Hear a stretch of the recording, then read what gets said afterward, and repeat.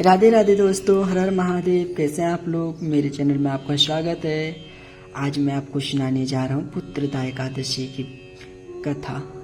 ये एकादशी श्रावण मास में शुक्ल पक्ष की तिथि को एकादशी तिथि को किया जाता है। उनकी कथा में सुनाने जा रहा हूँ। पुत्रदा एकादशी। युधिष्ठिर ने पूछा, मधुसूदन श्रावण के शुक्ल पक्ष में किस नाम की एकादशी होती है? कृपया मेरे सामने उसका वर्णन कीजिए।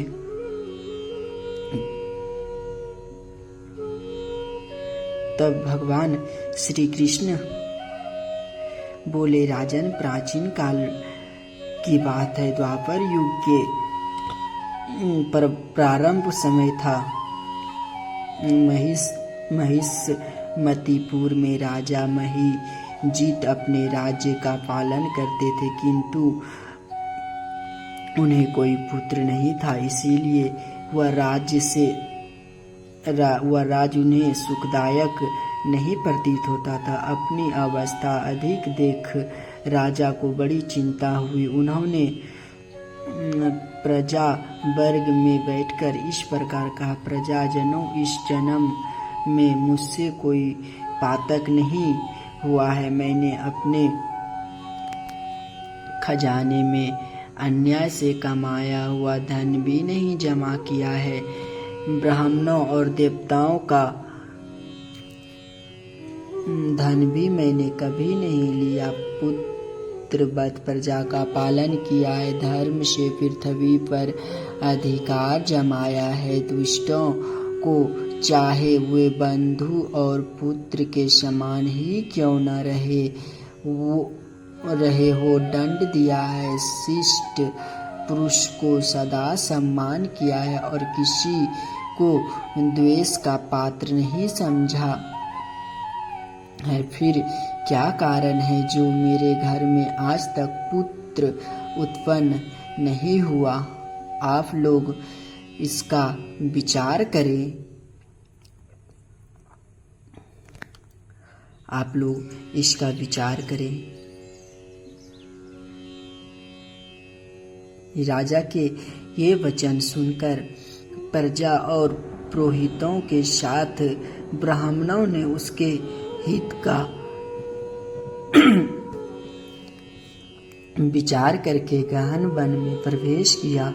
राजा का कल्याण चाहने वाले वे सभी लोग इधर उधर घूमकर ऋषि सेवित आश्रम की तलाश करने लगे। इतने में उन्हें मुनि श्रेष्ठ लोमस जी के दर्शन हुए।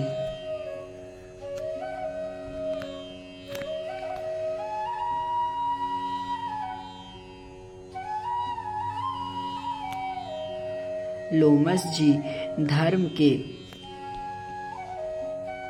तत्वज्ञ, संपूर्ण शास्त्रों के विशिष्ट विद्वान, दीर्घायु और महात्मा है। उनका शरीर लोम से भरा हुआ है। वे ब्रह्मा जी के समान तेजस्वी हैं। एक कल्प बीतने पर उनके शरीर का एक एक लोम विशीर्ण होता है, टूटकर गिरता है। इसीलिए उनका नाम लोमस हुआ। वे महामुनि तीनों कालों की बात जानते हैं।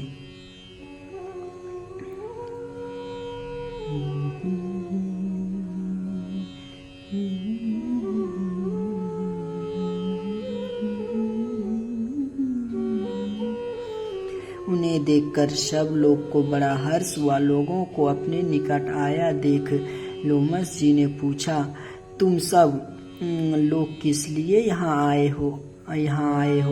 अपने आगमन का कारण बताए। तुम लोग के लिए जो हितकर कार्य होगा मैं उसे अवश्य ही करूँगा। प्रजाजनों ने कहा, ब्राह्मण, इस समय महीजीत नाम वाले जो राजा है उन्हें कोई पुत्र नहीं है। हम लोग उन्हीं की प्रजा है जिसका उन्होंने पुत्र की भांति पालन किया। उन्हें पुत्रहीन देख उनके दुख से दुखित हो हम तपस्या करने का दृढ़ निश्चय करके यहाँ आए हैं।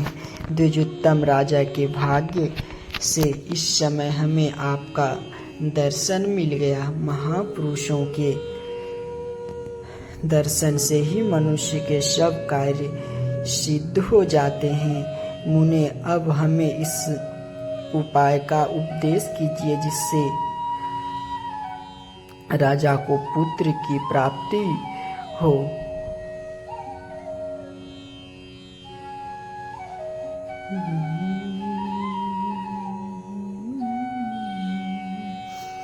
उनकी बात सुनकर महर्षि लोमस 2 घड़ी के लिए ध्यान मगन हो गए। तत्पश्चात राजा के प्राचीन जन्म का वृतांत जानकर उन्हें कहा, प्रजा वृंद सुनो।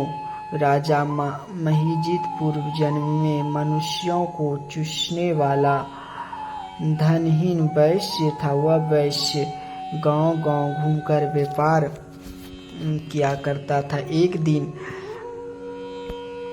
ज्येष्ठ के शुक्ल पक्ष में 10वीं तिथि को जब दोपहर सूर्य तप रहा था, वह किसी गांव की सीमा में एक जलाशय पर पहुंचा। पानी से भरी हुई बावली देखकर वैश्य ने वहां जल पीने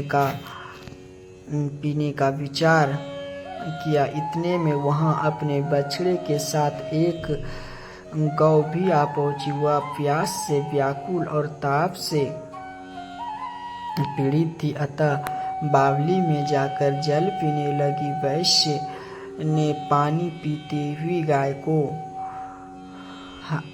हाँक कर दूर हटा दिया और स्वयं पानी पीने लगा। उसी पाप कर्म के कारण राजा इस समय पुत्रहीन हुए हैं। किसी जन्म के पुण्य से उन्हें निसंटक राज्य की प्राप्ति हुई है।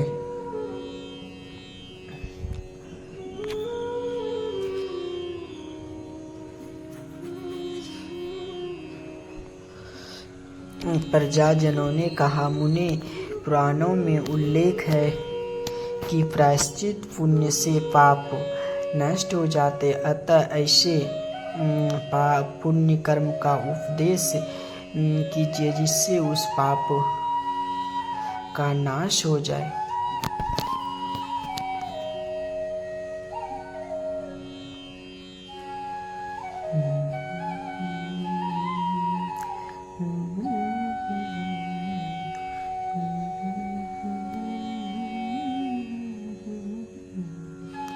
लोमस जी बोले, प्रजाजनों, श्रावण मास के शुक्ल पक्ष में जो एकादशी होती वह पुत्रदा के नाम से विख्यात है। वह मनोवांछित फल प्रदान करने वाली है।